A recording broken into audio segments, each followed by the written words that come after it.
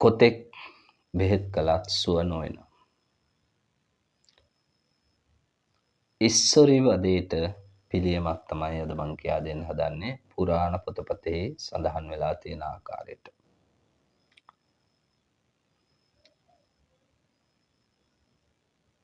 තමන්ට තමන් විසින් කරගන්නට පුළුවන්.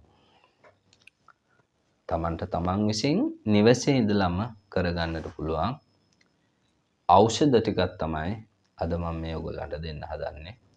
ඉස්සොරි නිට්ටාවටම සුව කරගන්න.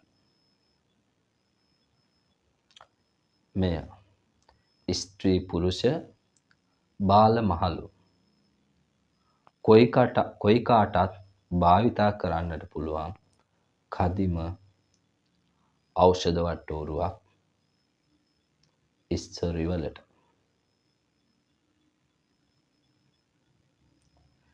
මෙය මම කරලා තියෙන නිසා මෙහි ගුණ මම දන්නවා. මේක බැහැරට අරින්න එපා. අපේ පැරැන්නෝ අපේ මුතුන් මිත්තෝ භාවිතා කළ ඖෂධ තමයි මම මේ ඔයගොල්ලන්ට දෙන්නේ. මෙව්වා අදාභාවයට යනවා. ඉතින් තවකෙක් මෙව්ව භාවිතා කරලා යම් සුවයක් ලබනවා නම්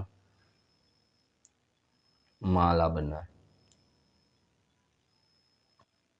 ලොකුම පින එයයි කියන්නා වූ චේතනාවෙන් තමයි ඔයගොල්ලන්ට මෙවැනි දේවල් දෙන්නේ. ඔය ඇත්තොත් මෙවැනි දේවල් තව කෙනෙකුට ප්‍රයෝජනවත් වෙයි කියලා හිතෙනවා නම් ඒ ඇත්තන්ටත් මේක ෂෙයා කරන්න.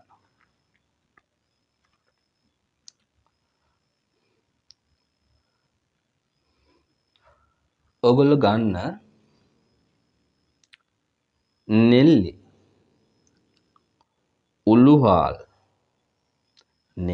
උළුහාල් මේ දෙක ගන්න. අරගෙන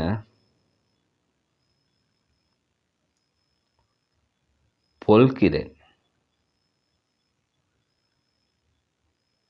තම්බන්න. නෙල්ලි උළුහාල් අරගෙන පොල් කිරෙන් තම්බන්න. තම්බලා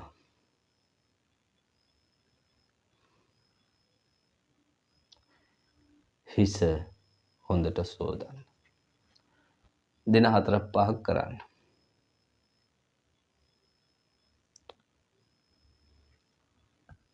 ඉස්සරි නිට්ටාවටම සුව වේවි.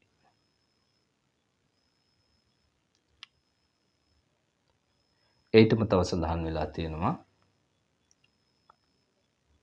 කංසකොළ ඉස්ම කෙස්වල ආලේප කරන්න.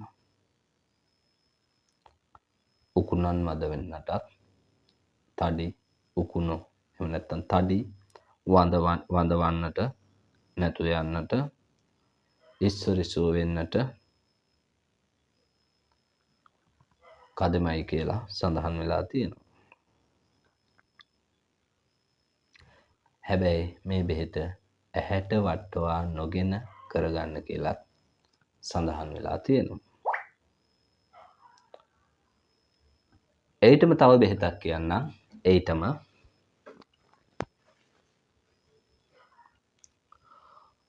කොහොඹදලු තලා කොළ කොහොඹ කොළ අමු කහ පොල් කිරෙන් තම්බා. තලාගත්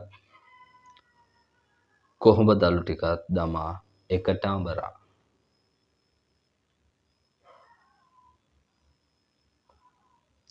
හිසේ ගාලා ටික වෙලාවක් තියාගෙන ඉඳලා විනාඩි 10-15ක් විතර තියාගෙන ඉඳලා හිස හොදන්න. දින 4-5ක් කරන්න.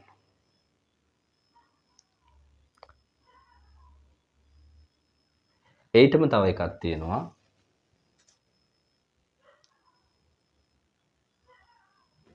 ඊටම තවත් ඖෂධයක් තියෙනවා.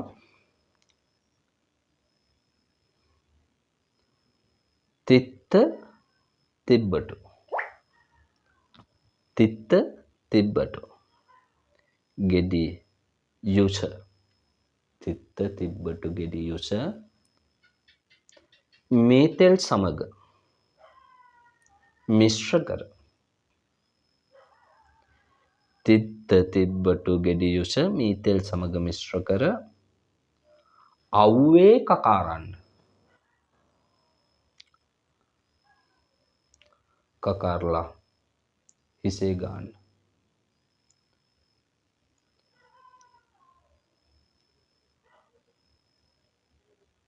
දින 4-5ක් ගාන විට ඉස්සරි කරදරේ නැති වේවි. දින 4-5ක් ගන්න. ඉතින් මෙවැනි බෙහෙත් මෙවැනි ඖෂධ අපේ පැරැන්නෝ භාවිතා කර ඖෂධ තමයි ඉස්සරි වලට. මෙව්වා අද භාවිතා වෙන්නේ මෙවැනි දේවල් අපේ පැරැන්නෝ භාවිතා කරපු මෙවැනි දේවල් අද අභාවයට යනවා. යම් කාලයක් යනකොට නැවත හටගත්තොතින් නැවත කරන්න. ඉතින් මේ දේ ඕගොල්ලන්ට වගේම තව කෙනෙකුට වැදගත් වෙන්නත් පුළුවන්. ඒක නිසා ඕගොල්ලෝ මේක ෂෙයා කරන්න. මම හිතනවා ඕගොල්ලන්ට මා කියපු දේවල් පැහැදිලි වන්නට ඇති කියලා. මෙහා සම්බන්ධව ඕගොල්ලන්ට කොමන හෝ ගැටලුවක් තිබුණොත් පහලින් කමෙන්ට් එකක් දාන්න. ඒකට මම උත්තර සපයන්නම්. ඊළඟ දවසේ මම ඕගොල්ලන්ට හිසකෙස් ගැලවී යාමට කදිම බෙහෙත. ඕගොල්ලෝ රැඳිලා ඉන්න. එවනම් හැමෝටම ශ්‍රී විෂ්ණු කතරගම නාථ පත්තිනි දැඩිමුණ්ඩාය නායක සුමන සමන් වාහලහිටි බණ්ඩාරතනේ බණ්ඩාර ගම්බිම් සුරකින්නා වූ ගමි දේවරාජෝත්පන් වහන්සේ ඇතුළුව සදෙව්ලෝ වැඩ සිටින්නා වූ 33 කෝටියක් දෙවි හාමුදුරන් වහන්සේලාගේ දේවාශිර්වාදයෙන් ඔය ඇත්තන්ගේ තියෙනා වූ සකල විස දෝෂ අන්ධකාරවල දුර වෙලා යහපත සිත සෞභාග්‍ය සහ ජීවනයේ දියුණුව සැලසේවායි කියලා හැමෝටම ප්‍රාර්ථනා කරනවා.